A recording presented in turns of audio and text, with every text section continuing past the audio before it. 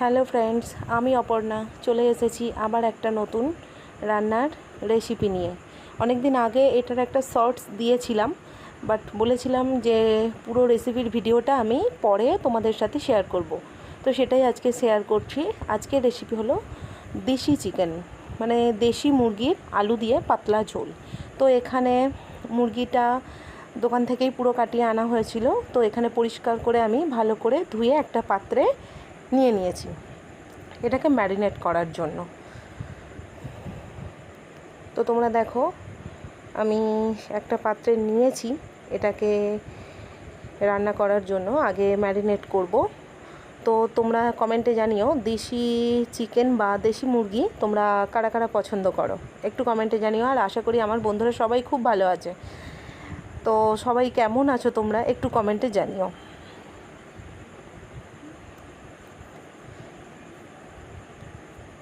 এখানে আমি মাংসর পরিমাণটা নিয়ে নিয়েছি প্রায় 1 কেজি 300 গ্রাম, 1 কেজি 300 গ্রাম মাংস। তো এটা রান্না করার জন্য আমি কি কি মশলা ব্যবহার করব, আগে ফার্স্ট টাইম এটা আমি ম্যারিনেট করে কিছুক্ষণ রেখে দেব। তো ম্যারিনেট করার জন্য এখানে আমি নিয়ে নিচ্ছি সরিষার তেল,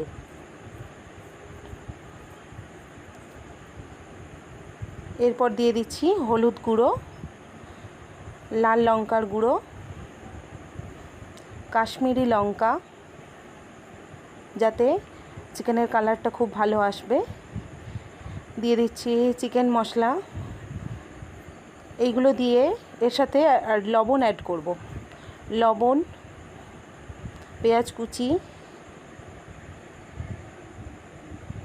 রসুন বাটা, আদা বাটা,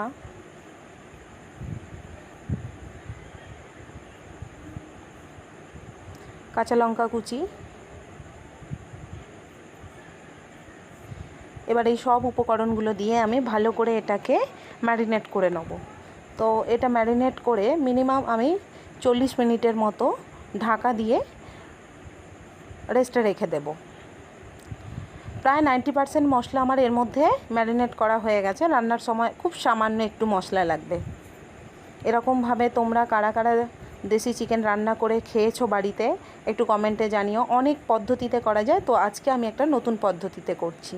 আর এখানে আমি আলুগুলো এরকম লাল করে লবণ হলুদ দিয়ে ভেজে তুলে রেখেছি। ওই আলুর তেলেতেই, যে তেলে আলু ভেজেছিলাম ওর মধ্যেই আমি ফোড়ন হিসাবে দিয়ে দিয়েছি তেজপাতা আর শুকনো লঙ্কা। এরপরে আমি এর মধ্যে দিয়ে দিয়েছি পেঁয়াজ কুচি। পেঁয়াজ কুচিটা একটু লাল করে, মানে একটু বাদামি করে ভেজে নেব। তো কিছুটা পরিমাণ চিনির দানা আমি এখানে দিচ্ছি, কারণ এতে চিকেনের স্বাদটাও খুব ভালো আসে, কালারটাও ভালো হয়, আর পেঁয়াজটা খুব তাড়াতাড়ি ব্রাউন কালারটা চলে আসে। তো এখানে পেঁয়াজ আমার ব্রাউন কালার করে ভাজা হয়ে গেছে। এবার এর মধ্যে আমি দিয়ে দিচ্ছি টমেটো কুচি, কাঁচা লঙ্কা কুচি। তখন ম্যারিনেটের সময় কিছুটা পরিমাণ কাঁচা লঙ্কা দিয়েছিলাম, আবার কিছুটা পরিমাণ দিলাম। আমরা লাল লঙ্কার ঝালটা খুব কমের ভাগ খাই, কাঁচা লঙ্কাটা একটু বেশি ফেভার করি, খেতে ভালোবাসি। আর কাঁচা লঙ্কা একটা স্বাদ আসে দারুণ। এরপর আমি এখানে দিয়ে দিলাম ম্যারিনেট করে রাখা চিকেনটা। এবার এটাকে আমি ভালো করে তেলের সাথে কষাতে থাকবো। এখানে দেখো আমার চিকেনটা ভালো করে কষানো হয়ে গেছে। এটা আমি এবার একটা প্রেসারের মধ্যে ঢেলে নিয়েছি। এখানে চিকেনে তেলও ছেড়ে দিয়েছে। এবার এর মধ্যে আমি দিয়ে দেব পরিমাণ মতো জল, ঠিক যতটা জলের প্রয়োজন। অনেকে কেউ মাখা মাখা খেতে পছন্দ করে, কেউ পাতলা ঝোল একটু পছন্দ করে। তো আমাদের ওই পাতলা আর মাখা মাখার মিডিলে হবে সেরকম পরিমাণ এর মধ্যে আমি জল দেব।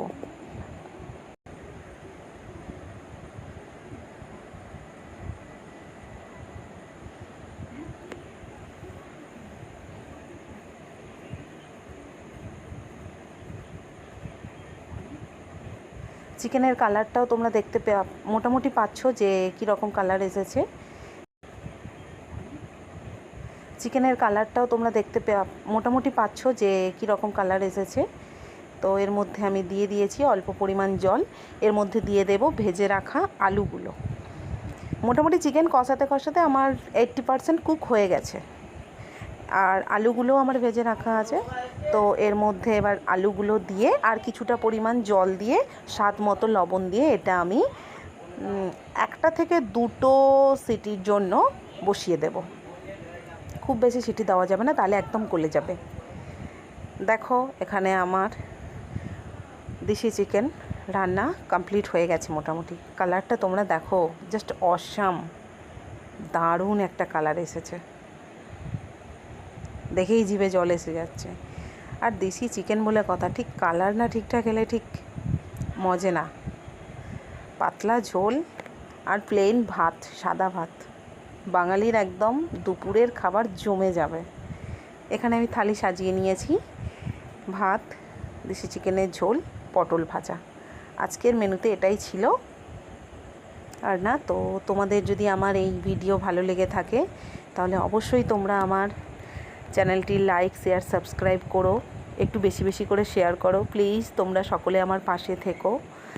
আর দেখো কার কার জিভে জল আসছে আমাকে একটু কিন্তু জানিও। আর চ্যানেলটা একটু সাবস্ক্রাইব করো প্লিজ। আমি জানি অনেকেই আমার ভিডিও দেখছে, বাট অনেকে সাবস্ক্রাইব করছে না। তো তোমাদের কাছে রিকোয়েস্ট, তোমরা একটু পাশে থেকো আমার।